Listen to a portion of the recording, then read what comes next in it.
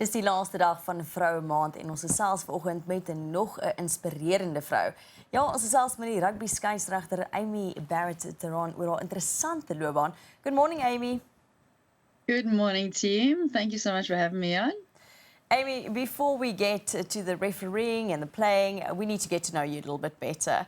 And this love for sport, has that always been there since primary school? Yeah, absolutely. I'm a pretty shy person in general, so the sports field was where I really shone, and just love to be outdoors. I think obviously South Africa is beautiful and we have beautiful weather, so an opportunity to challenge myself on the sports field was where I wanted to be. And I think growing up around the time of the '95 World Cup, the Rugby World Cup was a really big inspiration for me to get involved in rugby. Well, that is what I was going to ask now, because rugby in the time that you played and you represented provincial teams, the national team, you know, sevens, 15s, you know, and then you decided to play rugby. And the time when we grew up, or you would have grown up, for women to say, you know what, I want to play rugby, would have been maybe seen as strange. And so how did you decide, okay, this is the sport that I want to focus on? Yeah, I like the word strange. It was probably, it's more accurate to say a definite no, as far as women playing rugby. But it's certainly changed along the journey. And I just love just everything about rugby. Even though it is my professional career now, I still choose to watch other rugby on the weekend. I just love so much about the game. It's not just a physical challenge, but it's quite a mental challenge and an emotional challenge as well, being a referee. And I think in South Africa, rugby is almost a culture. And for me, that was just, I just wanted to be fully embraced in our amazing culture. So yeah, it's a great place to love rugby, and times have certainly changed. And yeah, so reffing is a different aspect of the sport that's continuing to challenge me on a regular basis. Did that crossover from being a player to becoming a referee naturally happen? Was that like, okay, well, you know what, I've reached everything, I've played, what's next to me in rugby? Okay, I'm going to turn to refereeing. Was that a natural thing? Yes, in a way. I think for me, I love the game so much, and I wanted to stay a part of it. When I was playing for the national team, it wasn't really professional, and I just had to make a decision between my biokinetics master's degree or playing rugby on a, not a full-time basis. So it was just a way for me to stay involved, but at the same time take on a new challenge. I love, in all the sports I played, I always got stuck into the laws as much as I could, so I could play better. I could understand the rules better. How can I get that advantage over my opponents and and stand out? So I think picking up the whistle wasn't necessarily an intimidating thing. And I was quite excited for the journey. I did start with sort of barefoot under 13 rugby and had absolutely no idea what I was doing. I quickly realized every chirp I made towards the referee, I just regretted, because it is actually so challenging and there's so much going on at the same time. And there's such a quick reaction speed that you need to make that decision. Yeah, it's a tough place to be, but I love it because every game is different. Every level that I ref is different, and it's just a great way to push myself and give back to the game that took me traveling around the world. That got me a bursary to Stellenbosch University, and yeah, changed my life. Wow. I think that was lovely that you mentioned the chirping. I think we all think we're great referees when we're sitting on our couches and we know exactly, you know, this is what should have happened. Aimee, but you're also what we would say in Afrikaans, a baanbreker. You decided, you know what, paving the way for so many women to go into this industry. How has that grown? Do you see more women actually going into this industry, deciding to become referees?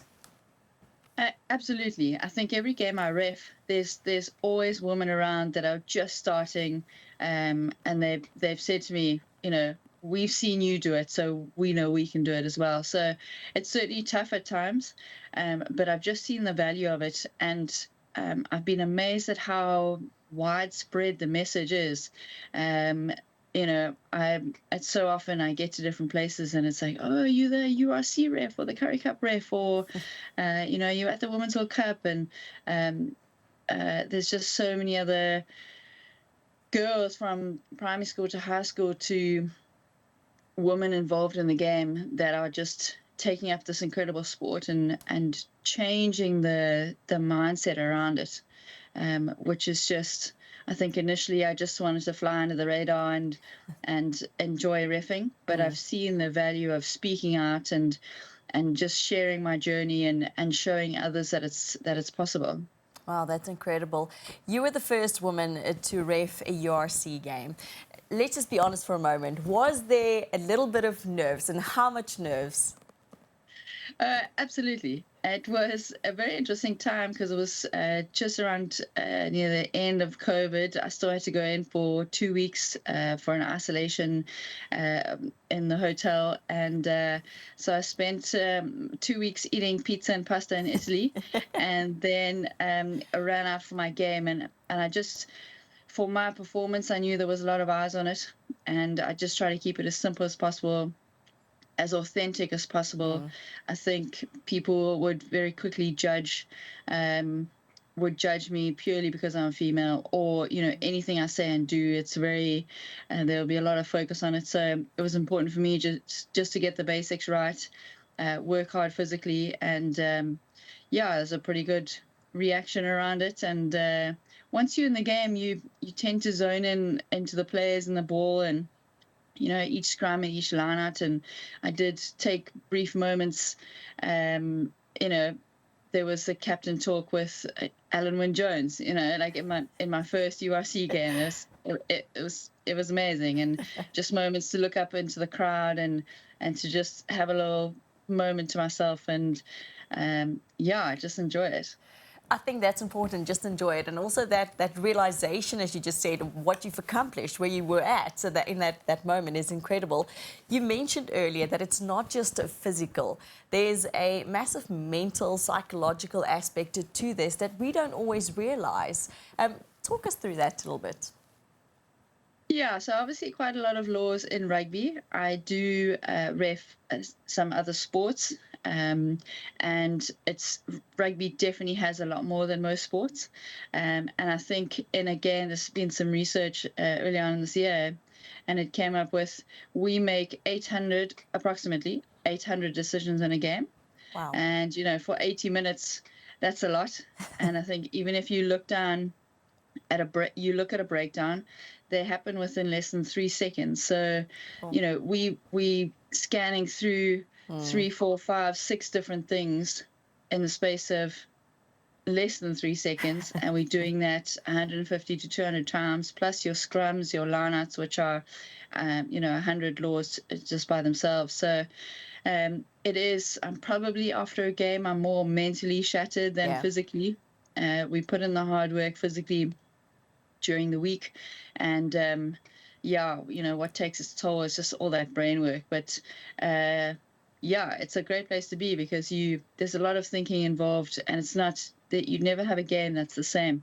I enjoy that challenge of thinking about other things, where we are on the field, what's the time in the game, what's going to be the best decision here, the most relevant. Wow. Aimee, we have 30 seconds left, but I do want to ask, it is Women's Month, and you're such a role model to so many youngsters. Who is your role model? That's a great question, and I just love my mom. My mom is 1.5 meters tall, not involved in rugby whatsoever, but she just, from the first day when I said to her, Mom, I want to play rugby. Mom, I want to go to the Olympics one day. She never just laughed it off or dismissed it. She supported me from day one. So I'd have to say Mom there, and it's just a privilege to have her with me. Wow, that's incredible. Aimee, thank you so much for taking time out this morning to speak to us. Thank you for, your inspiration and for your hard work, and that you're just such a good role model for so many young South Africans. Thank you very much. Thank you, team. Such a pleasure to be here. Dit is natuurlijk Aimee Barrett-Theron, die rugby-skeidsregter en jy sien, dit bewys weer eens jy kan enigiets doen waaroor jy droom. Bly gerus inskakel, want net hier na ons tyd vir jou nuus.